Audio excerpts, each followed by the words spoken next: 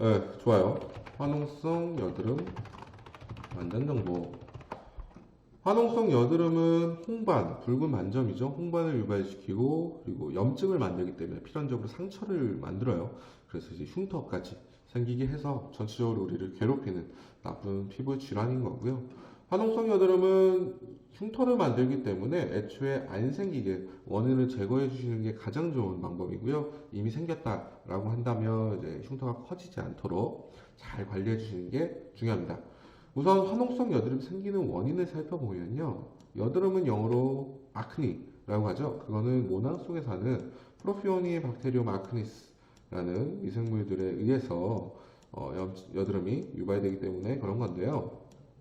얼굴에는 다양한 종류의 미생물들이 존재하지만 특정 환경이 되면 이런 아크니스라는 여드름균들이 증식을 하게 돼요. 이 여드름균은 운동성이 없어서 스스로 움직일 수는 없지만 환경이 되면 증식을 하게 되어서 모낭 속에 있는 중성 지방들을 유리지방산으로 바꿔요. 그렇게 되면 유리지방산들이 모낭 벽을 자극시켜서 끝내 무너뜨리죠.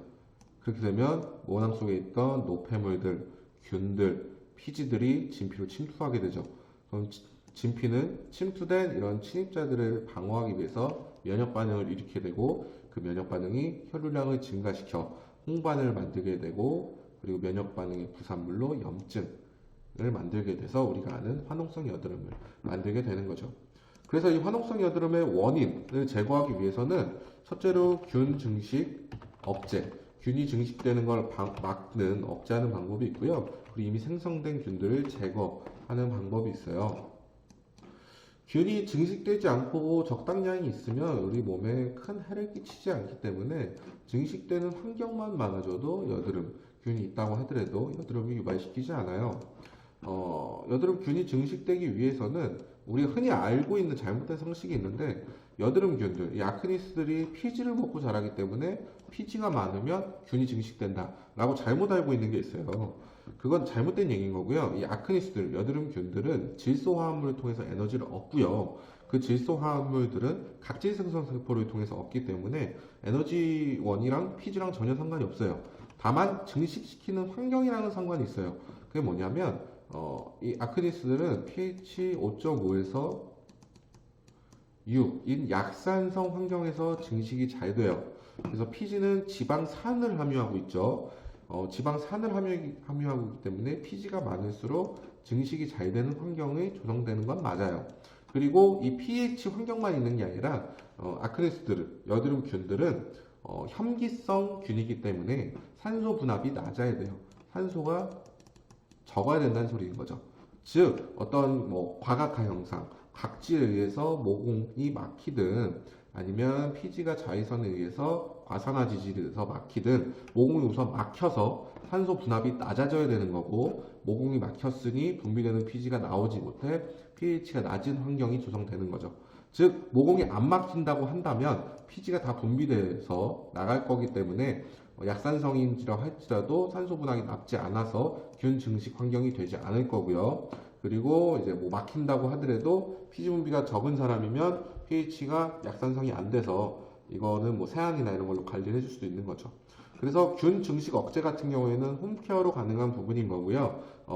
각질에 의해서 막힐 수도 있기 때문에 각질 관리 잘 해주셔야 되는 거고, 이미 쌓인 각질은 뭐 필링젤을 사용하시던가 아니면 이제 각질이 탈락되지 못하고 쌓인다는 얘기는 수분이 부족하다는 얘기인 거잖아요. 건조하다. 그래서 유수분 밸런스 맞춰줌으로써 각질 관리 될 수 있는 거고요. 그리고 피지 분비가 너무 많다라는 얘기인 거는 이제 알맞는 세안제를 쓴다든가 보습제를 씀으로써 모공을 막는 원인을 해결해 줄 수 있는 홈케어가 가능한 부분인 거고요. 하지만 이미 많아진 균을 제거하기 위해서는 항생제, 뭐 바르는 항생제나 아니면 경구, 입으로 먹는 항생제를 쓰셔야 되는 거고 그거 같은 경우에는 혼자 하시면 안 돼요, 집에서. 이거 같은 경우는 왜 그러냐면 집에 뭐 나는 항생제 연고가 있다 전문의약품이지만 옛날에 처방받아서 남은 게 있다 그냥 바른다 하고 했을 때 문제가 뭐냐면 이 균들이 다 없어지면 문제가 안 돼요. 하지만 뭐 조금 남아 있으면 이 조금 남은 균이 내성을 가진 균이 될 수도 있거든요. 그럼 얘네가 다시 증식을 하게 되면 그 약이 안 들어요. 이게 항생제 내성이라는 거예요. 그래서 뭐 감기로 병원 가도 3일치를 주는 이유가 3일치 약 다 먹어서 이 균을 확실히 없애라는 얘기인 거예요. 보통 건강하신 분들은 그 약 한 번 먹어도 좀 괜찮아진 듯한 느낌이 들죠. 하지만 균이 다 없어진 게 아니라 한다면 그 균이 다시 증식하게 되면 그 약이 안 들어요. 다른 더 센 약을 써야 되는 거예요. 그래서 어떤 약을 쓸지, 뭐 테트라사이클린이 됐든 뭐 마이노사이클린이 됐든 어떤 약을 쓸지, 그리고 용량을 어떻게 할지를 병원에서 의사와 통해서 진단을 받는 거예요. 그게 임상이에요. 그래서 균 제거 같은 경우에는 집에서 하시면 안 돼요. 뭐 항균제 같은 경우에는 일반 의약품이 있어요. 무좀약 같은 거 있죠. 항균제는 이제 항생제랑 좀 다른 개념인데 균이 증식하지 못하게 환경을 파괴시켜주는 거죠. 예를 들면 이런 pH를 바꿔준다든가. 그래서 그 균마다 알맞는 균 집단마다 알맞는 항균제가 따로 있는 거예요. 그래서 그게 맞을 수도 있고 안 맞을 수도 있는데 그냥 막 바르시면 안 되는 거고요. 피부는 예민해서. 그래서 균 제거 같은 경우에는 홈케어가 아니라 병원 가야 된다. 그래서 뭐 먹는 약이 됐든 바르는 약이 됐든 그 사용량과 어떤 뭐 종류라는 것을 처방받으셔야 된다는 거고요. 그래서 홈케어 같은 경우로 하실 거면 균 증식할 수 있는 환경, 피지 분비가 많이 안 되게끔 유수분 밸런스를 맞추고 각질이 모공을 안 맞게끔 이제 각질 관리를 잘 하실 수 있는 그런 홈케어가 수반돼야 된다는 게 되는 거죠. 그렇다면 이미 화농성 여드름이 생겼다. 어떻게 해야 되냐? 기준은 간단해요. 이걸 짜야 되냐 말아야 되냐 고민 많이 하실 건데 그걸 짜냐 마냐에 대한 기준은 딱 간단해요. 이쁜 상처. 이걸 지금 짰을 때 상처가 이쁘게 나냐? 이쁜 상처는 작은 상처를 얘기하는 거예요. 상처가 클수록 그리고 이제 뭐 파열될수록 흉터가 커지는 거예요. 흉터를 크게 내지 않는 이쁜 상처를 낼 수 있냐? 금방이라도 터질 것 같아. 꽉 찼어. 그럴 때는 이제 면봉을 통해서 손으로 하게 되면 2차 감염으로 인해서 이쁜 상처가 되지 않아요. 더 큰 상처를 유발시킬 수 있기 때문에 면봉이나 아니면은 이제 그럴 때 말로 이제 피부과 가서 전문 압출을 받으셔야 되는 거고요. 이쁜 상처를 낼 수 있는 그런 금방이라도 터질 것 같은 여드름은 짜주셔야 되는 거고요. 압출해야 되는 거고요. 압출 안 하게 되면 인위적인 압출이 아니면 자연적으로 터지게 되면 더 큰 상처가 유발될 수 있기 때문이죠. 그리고 가끔 이게 다 안 골맞어. 이제 짜도 안 짜질 것 같아. 그런 상처는 이쁜 상처가 되기 힘들죠. 그래서 그런 건 안 짜주시는 게 좋은 거예요. 중요한 건 이미 생긴 여드름은 흉터를 크지 않게 해주는 이쁜 상처를 만드는 거가 중요한 거고요. 그리고 가장 핵심은 애초에 화농성 여드름이 생기지 않게 원인을 관리해 주는 거가 중요한 거고요. 그것은 이제 여드름 균들이 증식되지 않을 수 있는 환경, 증식되지 못하게 얼굴 관리를 잘 해주시면 화농성 여드름 충분히 관리될 수 있고요. 뭐 호르몬에 의해서 생기는 거는 좀 어려워요. 그런 거는 원인 잡기 힘들지만 이제 내가 어떤 원인인지 잘 찾으셔야 되는 거고요. 그리고 주의사항이 있어요. 화농성 여드름하고 뭐 지루성 피부염, 뭐 접촉성 피부염 구분하셔야 돼요. 화농성 여드름과 지루성 피부염, 접촉성 피부염은 전혀 다른 거예요.